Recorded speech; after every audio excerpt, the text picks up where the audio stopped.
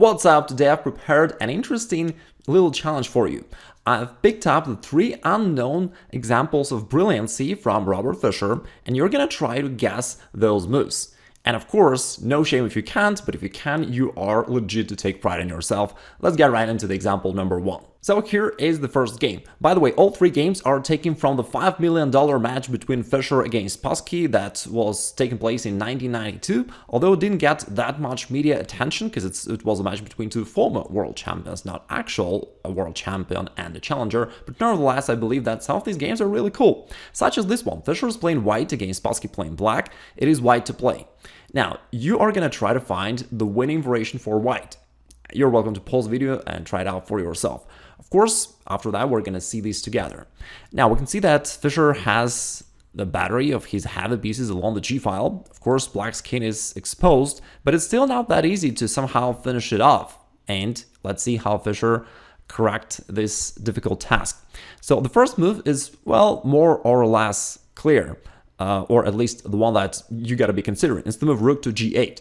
And at first it looks like it's just winning, because if you make this little calculation that if black captures over here, black is going to lose. But the problem is black is not forced to capture because they can instead capture the pawn. And then it's unclear what white is going to do next. Anyway, if black captures over here, that is clearly losing, because if you are capable of calculating this line, then you can see that it's just a checkmate within a few moves. So that's pretty simple. Now let's take it back. Of course, Spassky is a strong player, so he took this pawn. And now it's a lot more challenging for white how to follow up, because what do you do then? I mean, if you take here the rook, that's just an exchange. The rook is defending, right? That doesn't give anything. I mean, queen to g7 is not a checkmate because it's guarded by black's queen. That would again be just an exchange of queens, nothing special. So what are you going to do then? Fischer surprisingly places his rook back to g7. Okay, the king just goes back, and Fischer once again plays pawn to h7, kind of just repeating the same situation once again. And surprisingly, Spassky resigned here, although it looks like the situation is just the same as it was just a move ago, but now it's black to move. What's the point? Well, here's the difference. With this little combo, Fischer got rid of this pawn on h6. And now after black plays any move, basically whatever, let's say something like this, we once again use the same tactical motif rook g8. We already know that taking over here is not an option because white recaptures and wins, but what if black's king captures over here? Well, now the h-file is open, that's the difference. So now white can play something like rook h1, and that is a check to the king, and that's why black is losing. For example, queen to h6, and white can even play a fancy move queen g7 using the pin, and white wins. Here's the second example. Fischer is still playing white against Spassky. Of course, we're covering the same match, and it is white to move. So if you're capable of finding the right move, please write it down in the comments below. Of course, you're welcome to take your time and to think about it for a little while, and then let's analyze it together. One move that comes to your mind, perhaps, is the move rook takes a6. But you know, I wouldn't show you this position just for rook takes a6. I mean, it's a fine move, but it's not the game over, right? White picks up the pawn, all right, black may do something, maybe trade here, and the game goes on, although white has an advantage. Okay.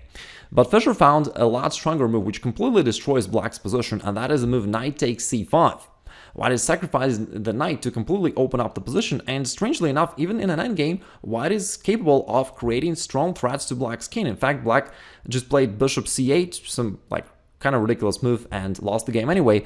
Let's see what would happen if black accepted the sacrifice. Then rook takes a6, check to the king, and it also x-rays the bishop over here. And what can black do?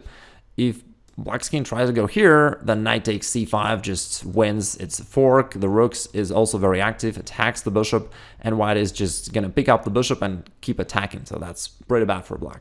Let's take it back. What if the king goes forward? Well, there are different things white can do here. One line which I love in particular is if white tries to just cage the king and play for the checkmate instead of anything else.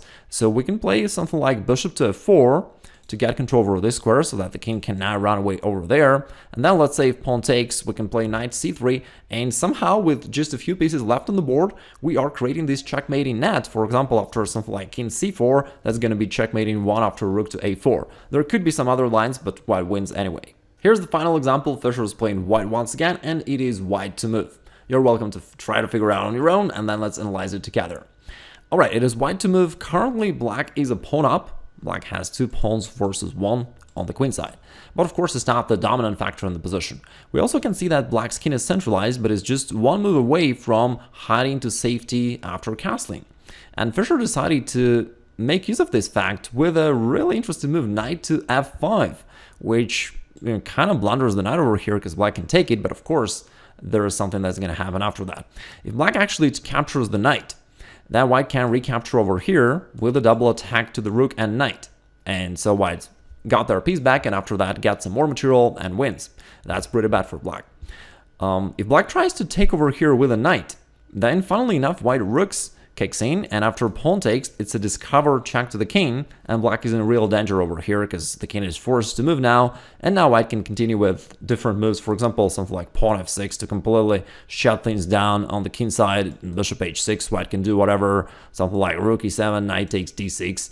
That is like really bad for black. This rook is out of the game, the king is exposed, and white can attack however he wants.